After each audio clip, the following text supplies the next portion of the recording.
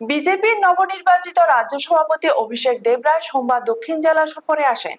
তার এই সফরের আনুষ্ঠানিক সূচনা হয় শহরের ঐতিহ্যবাহী ও প্রাচীন যোগমায়া কালীবাড়িতে পূজার্চনার মধ্য দিয়ে, যেখানে তিনি সমগ্র রাজ্যবাসীর জন্য মঙ্গল কামনা করেন।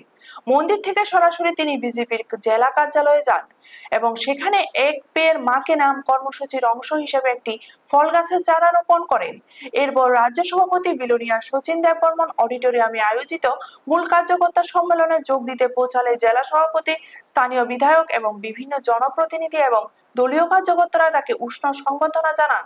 প্রদীপ প্রজ্বলন এবং ভারত মাতার প্রতিকৃতিতে পুষ্পার্ঘ্য অর্পণের মাধ্যমে এই সম্মেলনের আনুষ্ঠানিক সূচনা হয়।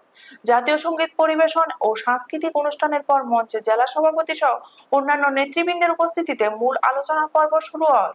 সংবাদ মাধ্যমের মুখোমুখি হয়ে অভিষেক দেবরায় জানান, এই সফরের মূল উদ্দেশ্য ছিল জেলার বিভিন্ন স্তরের কার্যকর্তাদের সঙ্গে সৌজন্য সাক্ষাৎ করা। সম্মেলনে আগামী দিনে সংগঠনকে আরো শক্তিশালী ও গতিশীল করার রূপরেখা নিয়েও বিস্তারিত আলোচনা হয়। পাশাপাশি প্রধানমন্ত্রী নরেন্দ্র মোদীর নেতৃত্বে কেন্দ্রীয় সরকারের 12 বছর পূর্তি উপলক্ষে যে বিপুল উন্নয়নমূলক কাজ হয়েছে তা কার্যকর্তাদের সামনে তুলে ধরা হয়। বুথ স্তর পর্যন্ত দলের সংগঠনকে মজবুত করা এবং সরকারের বিভিন্ন জনকল্যাণমুখী প্রকল্পগুলো সাধারণ মানুষের দোরগোড়ায় পৌঁছে দেওয়ার কৌশল নিয়ে মূলত এই সম্মেলনে আলোচনা করা হয়েছে। ভিডিও রিপোর্ট, নিউজ তৎকাল 24। কার্যকর্তার উদ্দেশ্য তো দেববার্তা, এটা তো শুনবেন। অ্যাকচুয়ালি সভাপতি হওয়ার পর প্রতিটা জেলাতে আমাদের প্রবাস আবশ্যক, কারণ সমস্ত কার্যকর্তার সাথে পরিচয় এবং একটা দিক নির্দেশনা এবং আমাদের বিভিন্ন যে পার্টির বিষয় থাকে সেগুলোকে কীভাবে ইমপ্লিমেন্ট করা।